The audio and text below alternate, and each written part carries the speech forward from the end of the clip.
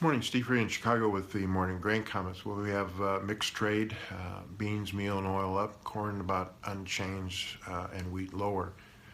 Today we'll be watching export sales numbers to see if there's continued number of sales that we've seen over the last few weeks. There was rumors yesterday of China coming in buying U.S. old and new crop soybeans. New crop is kind of interesting.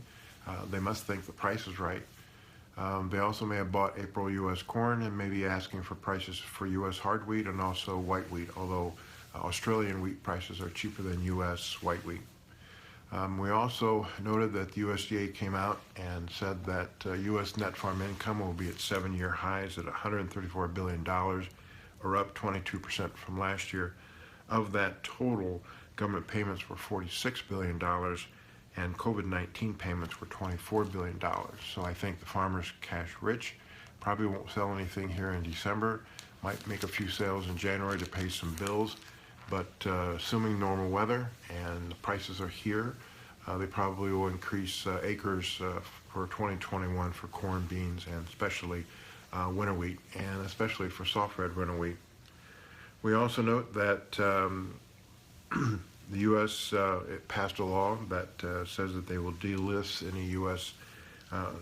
China company on the stock market that does not fully comply with U.S. accounting rules. Argentina crush is down 12% year on year, and also the Argentine government's having exporters convert dollars into pesos within 15 days of exports. We did see that China's soybean and meal prices, futures overnight, are lower, but veg oils are higher on talk of lower November Malaysian palm oil production. We did see that India sold Bangladesh some wheat $10 below the Black Sea, and that they could export 7 million tons of wheat versus 1 million tons, USDA's guess. We do note that to date, China's probably bought around $13 billion of U.S. ag goods, and that it might get up closer to $16 billion of the $36 billion that they were pledged to buy as far as the Phase 1 deal. But we also note that some people think that they'll buy $43 billion worth of U.S. ag goods in 2021, depending upon price, their demand, and the relationships between U.S. and China. Outside market stocks a little bit lower, dollar's lower, crude is lower, gold's a little bit higher, and copper's a little bit higher, and I think that the bulls hope that recent lows in beans, meal, oil, corn, and wheat will hold, and that we'll be watching money flow, South American weather, U.S. politics, and China demand for direction of prices.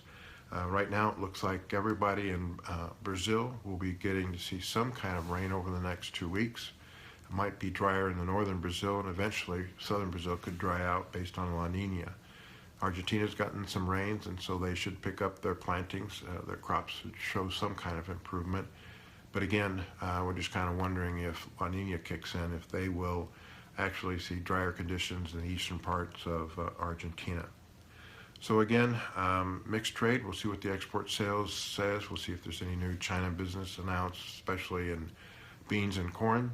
We're watching South American weather, money flow, and gearing up for January, which should be pretty volatile, given we'll know more about South American weather. We'll also know more about USDA's supply and demand balance sheets. As always, these are my thoughts and not those of ADM Investor Services. Have a safe and profitable trading day. And remember, always treat people like you yourself would like to be treated.